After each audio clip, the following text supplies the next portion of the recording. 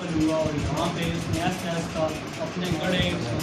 بڑھاتا گیا اور جتنے بھی یہاں کے ڈیرے تھے جن کے پاس زیادہ پیسے تھے یا زمینیں تھیں ان کو انہوں نے مال یہ طوائف کی صورت میں ناجائز چیزیں دے کر ان کو پہلے اپنے انڈر لیا، لے کے پھر انہیں مغلیہ سلطنت پہ اپنا لوا منوایا اور وہاں پہ ان کو ہرا دیا۔ پھر اس طرح کرتے کرتے آگے انہوں نے پورے ہندوستان پہ قبضہ کر لیا۔ تو آگے پھر اس وقت مسلمان کچھ تھے اور کچھ ہندو تھے، انہوں نے اس چیز پہ آواز اٹھائی کہ یہ تو ہمارا حق مارا جا رہا ہے اور یہ یورپ کا کلچر جو ہے نا وہ ہندوستان میں لے آ رہی ہے۔ اس پہ انہوں نے وہاں پہ انہوں نے کارتوس جو ہے وہ اس وقت تیار کروایا جو ان کے اپنے فوج میں یہاں سے بھرتی کیے گئے تھے، ان میں مسلمان بھی تھے، یہاں کے ہندوستان کے عیسائی بھی تھے اور ہندو بھی تھے۔ تو اس کارتوس میں انہوں نے ایک گائے کا چربی اور سور کی چربی کو مکس کیا، تو جس پہ کچھ ہندوؤں نے اور مسلمانوں نے آواز اٹھائی کہ سور تو عام مسلمانوں کے لیے حرام ہے، اور ہندوؤں نے کہا کہ ہمارے مذہب کے مطابق تو جو گائے کا گوشت ہے وہ ہم پہ حرام ہے۔ تو اس کی آواز بند کرنے کے لیے انگریزوں نے ان کو قاتلانہ حملہ کیا اور اس دور میں اس تاریخ پہ ہزاروں کے حساب سے ہندوؤں اور مسلمانوں کو مارا گیا۔ جب ہندوؤں نے دیکھا تو ہمارے لوگوں کا قتل ہو رہا ہے تو انہوں نے جو ہے وہ کچھ پیسے لے کر ان کے ساتھ مل گئے اور وہاں پہ صرف وہ مسلمان اکیلے رہ گئے۔ جب وہ اکیلے رہے تو انہوں نے اس چیز کا فائدہ اٹھاتے ہوئے ہندوؤں نے اور انگریزوں نے مل کر مسلمان جتنے بھی تھے ان کو ہزاروں سے حساب سے کہتے ہیں کہ اس وقت جو درخت تھے وہ درخت لاشوں سے بھرے ہوئے تھے، اتنا انہوں نے قتل عام کیا۔ اس وقت تاریخ پھر بھی چلتی رہی لیکن اس وقت یہ کمزور تھی۔ اس طرح 1906 ہے اس میں باقاعدہ نون لیگ کا آغاز ہوا اور اس وقت جو قائد اعظم ہیں وہ باہر سے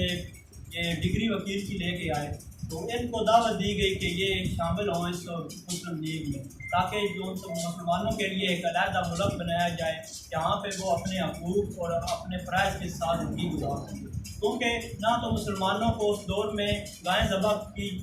اجازت تھی اور نہ ہی وہاں پہ ان کو اپنی نماز اور دوسری عبادت کی اجازت تھی، جس کی وجہ سے ان پوری تنظیم نے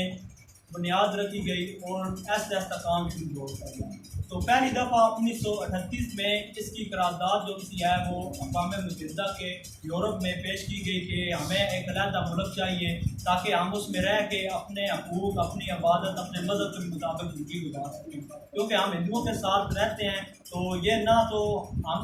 ہمارے ساتھ ان کا رہن سہن ملتا ہے، نہ کلچر ملتا ہے، نہ لباس ملتا ہے، کوئی بھی چیز جو سی ہے وہ ہماری سیم نہیں ہے، تاکہ ہم علیحدہ ایک ریاست ہو ہماری جس میں ہم بالکل اپنے اسلام کے مطابق زندگی گزار سکیں، ہمیں خود آزادی ہو کہ ہم جو بھی کرنا چاہیں اپنے لحاظ سے کر سکیں۔ اس طرح اس وقت ہندوؤں کی اور برطانوی حکومت کی سازشوں کی وجہ سے وہ قرارداد جو منظور نہ ہو سکی، لیکن اس مسلم لیگ نے کوشش کرنا نہ چھوڑا اور انہوں نے باقاعدہ محنت کرتے رہے اور علامہ اقبال بھی اپنی قلم کے ذریعے اس پورے جو سا نظام تھا اس کو نوجوانوں تک، مسلمانوں تک پہنچاتے رہے، جس کی وجہ سے نوجوان نسل اور جتنے مسلمان تھے انہوں نے بھرپور ساتھ دیا مسلم لیگ کا اور یہ ایک بہت بڑی جماعت بنی۔ پھر برطانوی انگریز حکومت نے یہ فیصلہ کیا کہ ہم ووٹنگ کروائیں گے، ہندوستان میں باقاعدہ ووٹنگ ہوگی، جو بھی پارٹی جیتے گی ہم اس کو اس پورے ہندوستان پہ حکومت سونپ دیں گے، وہ جو کہے گی ہم ملک اگر علیحدہ کرنا ہوا تو علیحدہ کریں گے، اگر اس ہندوستان کو ایک ساتھ لے کے چلنا ہوا تو ہم ایک ساتھ لے کے چلیں گے۔ اس طرح کرتے کرتے وہ ووٹنگ تو ہوئی لیکن اس ووٹنگ میں بے انتہا کانگریس جو سی ہندوؤں کی ایک جماعت تھی سیاسی، اس نے بے انتہا دھاندلی کی اور اس ووٹنگ کو عین ٹائم پہ آ کے رکوا دیا، جس کی وجہ سے یہ فیصلہ کوئی کسی پڑھنے میں نہ جا سکا۔ تو پھر دوبارہ جو انگریز حکومت نے کہا کہ یہ تو بالکل کوئی آپ کے ووٹ کے حق میں ہے نہیں، تو پھر ہم کس طرح آپ کو ایک ملک بتا دیں۔ پھر اس طرح اس وقت دوبارہ 1946 میں دوبارہ اس قرارداد کو اٹھایا گیا، اس آواز کو اٹھایا گیا، جس سے